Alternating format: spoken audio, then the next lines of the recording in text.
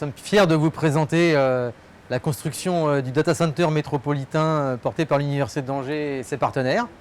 Et on peut en train de voir aujourd'hui les équipes de la direction du numérique, et notamment le service système et réseau, en train d'installer aujourd'hui notre pare-feu principal, les arrivées de fibres optiques et les premiers commutateurs avant l'arrivée de nos données et du stockage dans les baies qui sont à côté de cette première baie.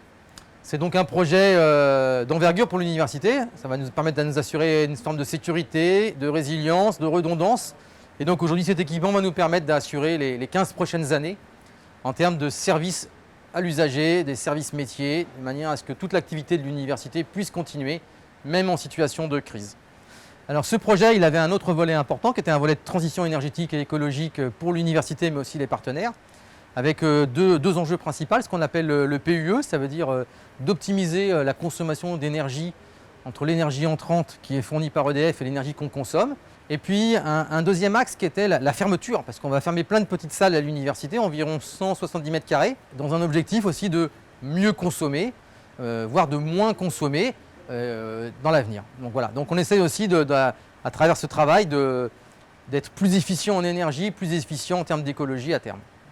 Donc ce data center va permettre à l'université d'installer tout son système d'information dans ce qu'on appelle des zones. On a 4 zones dans ce data center avec une surface informatique qu'on appelle une salle IT de 100 mètres carrés. Donc ces 4 zones vont permettre également un partenariat avec les collectivités locales et l'établissement d'enseignement supérieur privé-public. En collectivité locale, nous avons le département du Maine-et-Loire qui va s'installer et qui a pris une location de 5 baies. Angers-Loire Métropole va suivre. Et également, tout le partenariat avec l'enseignement supérieur, c'est l'Université catholique de l'Ouest, l'École supérieure d'électronique de l'Ouest, l'École supérieure d'agriculture, l'INRAE, AgroCampus Ouest et le CRUS. Donc tous ces établissements vont s'installer petit à petit dans le data center avec des zones bien spécifiques et des droits d'accès bien spécifiques. Bien sûr, ces partenaires vont payer un droit d'hébergement, ce qui va permettre à l'université de baisser en fait, ses coûts de fonctionnement. Donc vous avez derrière moi la zone réservée à l'Université d'Angers dans laquelle nous allons pouvoir mettre l'ensemble du SI, c'est-à-dire le stockage, tout ce qui est serveur et tout ce qui est partie réseau, également toute la téléphonie. Donc nous sommes dans le data center dans lequel on a pu installer du matériel de cœur de réseau.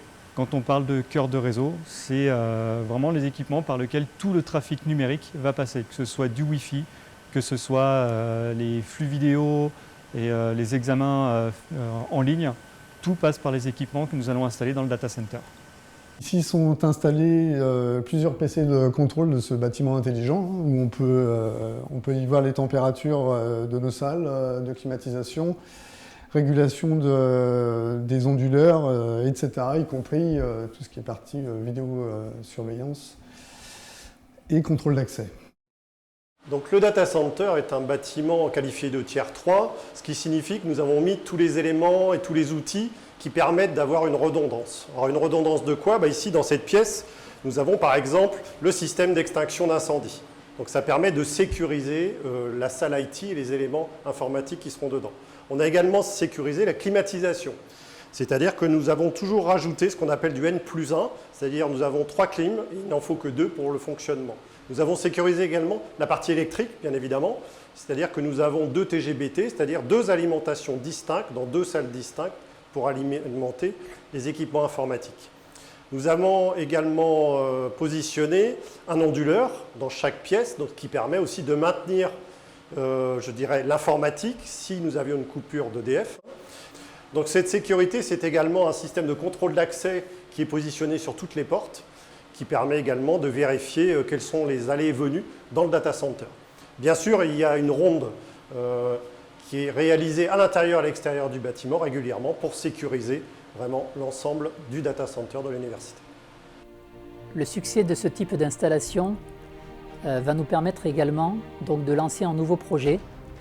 Et nous avons, dès le début de l'année 2021, lancé un projet de collaboration avec nos différents partenaires au niveau de la région, en particulier l'Université de Nantes et Le Mans Université, pour prévoir la construction d'un nouveau data center qui sera probablement construit sur l'agglomération de Nantes, visant à héberger de nouvelles installations serveurs plus importantes, particulièrement destinées à la recherche, pour l'ensemble des Pays de Loire.